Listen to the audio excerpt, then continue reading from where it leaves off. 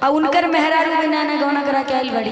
लेकिन उनकर सैया जी जात रहे कहां सीमा पर आ बड़ा सुंदर भाव से कहत रही। अब हम ही कह दी तारा से तो हम कुछ कहो ना ना ज्यादा ई गीतिया के बाद तो भाई फौजी के बाद माने फौजी बड़ी प्रेम करिला ऐसे। अरे होते सब ना बोलो तो से हटा भागा जो ते जा मारो करू ए जा आंख रही तो फूट जात कि ना। आई रे बाकी हमरो सुनो। अच्छा मान लो तहर पियावा सीमा पर गइल बड़े आ कुछ देवरा घरे रहे तो ओकरा खातिर ना कहबो तोरे जैसन देवर घरे ना कि ननदो के भैया ए हमर सैया पढ़ी के पति रोया आ जाइब गैया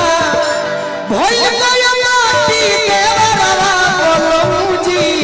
घोरत जवानी में जहरवा बोलो मुजी सखिया के रहना बजरा। ये यही दिन पे गौर बचना का तू तो बहरा बड़ा ना तो सुना ना जो गो गई तो गो गई हां पक्का पक्का चल लेकिन हिसाब से हम बिना हिसाब से जब से तू सैया कहला हरियाणा होटल घोटात नहीं के हमरा से खाना और जरल रोज बलम जी आ गोलू राजा जैसन के लॉय मारे लो देवरवा बलम जी लॉय मारे लो अब सुनो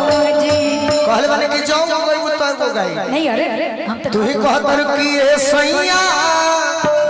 परी पैया का होई है हो रुपैया अरे ना चाही हो लगा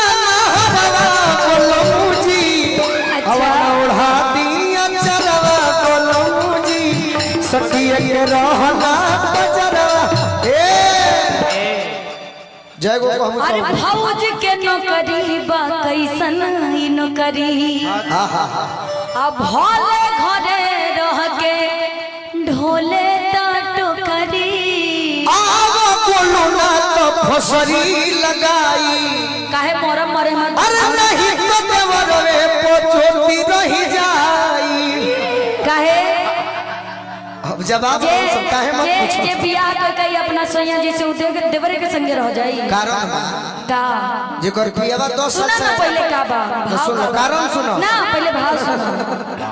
कारण ना भौज के नौकरी बा ई कैसन हा नौकरी बहुत अच्छा नौकरी हो राइफल बड़ी काम करे नया नया बियाह भइल बा छोड़ के बाहर जाइबा भोले घरे रह के हरे राजा जी ढोले टोकरी। हम अगर नहीं जाते ना तो फौज के जवान रहते। सुना ना नहीं सही कहते हैं नौकरी खराब मत कहो। अरे आप भोजपुरी के जवान हैं जी, देश के जवान क्या आप अपने शब्दों से देश की सेवा करते हैं ना बाकी सम्मान कर देखो सब है हमरो कुछ लाग जाए ना क्यों मैंने सही बोला ना कि आप शब्दों से अपने देश की सेवा कर रहे हैं। ये कम बड़ी बात है क्या? ये कम बड़ी बात है सर। ये सरस्वती सबके भाग्य में नहीं है जो आपके पास है कि भौज के नौकरी बा कैसन नौकरी लगवा भोले घरे रह के ढोले टोकरी काहे हमरा दिलवा पे करेला तुम्हार हो आ तू ही दबाड़ा सैया जिए के आधार हो सही में के जियरवा बलम जी बाकी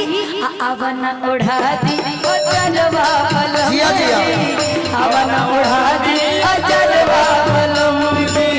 अवन उड़ा दी अजरवा बलम जी अवन उड़ा दी अजरवा बलम जी सुटुर कुटुर बोले नूरे डारली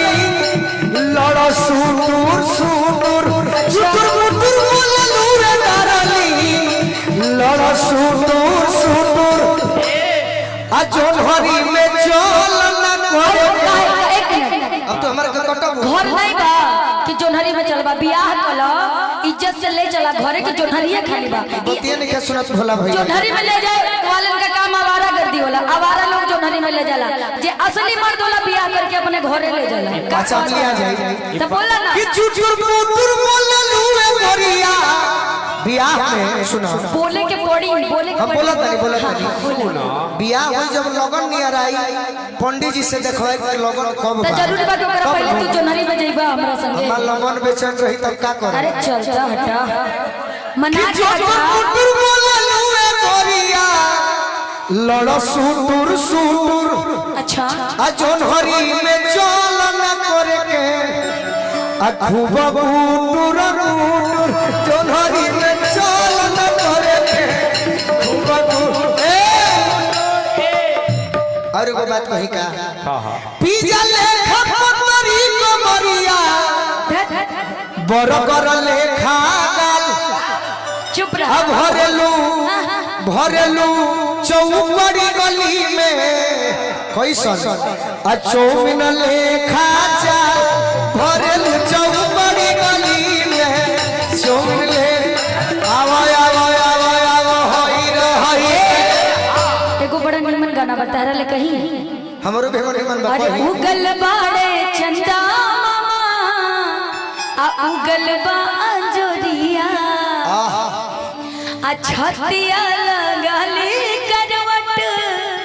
फेरी हमरी ओरिया का जखमी सर पितल जाय रतिया सुहानी बलमरवा हर लगही तवानी बढ़ल जाता मान बरसानी बलमरवा लगही तवानी माइनर दे दो माइनर ए जे माइनर हेलो ए आवा ना इतना निमन गाना में कहो माइनर में जाता रह एहू से निमन ले लो अच्छा कहो गावना के रतिया के सुनो सखी बतिया से जिया पयले जो सजानवा गावना के रतिया के सुनो सखी बतिया से जिया पयले जो सजा कल कल पियावा घुंघुटवा उठवले सरमस सिहरन बाजाना कल कल पियावा घुंघुटवा उठवले सरमस सिहरन घुंघुटवा उठवले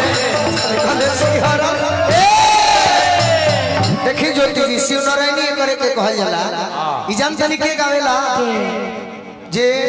रविदास जी के मानत हुई अच्छा हमनियों के गाई ले जब कि इतना फास्ट में शत्रुघ्न भैया पर विदाई लेवे के चलते बजौले हम मेहनत आई प्रेम से देखे अरे नैना नसीला है ना अरे राउर कितना मूड बना है नसीला ना हम ना भेजा ना लगता जी जनी ना हम घूंघटा उठाई ना ना ना ना आवा हो जानी ना हम भाई ना उठाई हमरा लाज लगता जी जानी घुंघटा उठाई हमरा घुंघटा उठावले सरमस सिहरन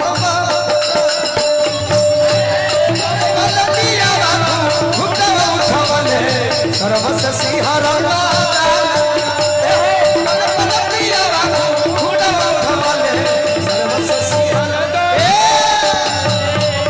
ढेर मनमानी करे के बाजी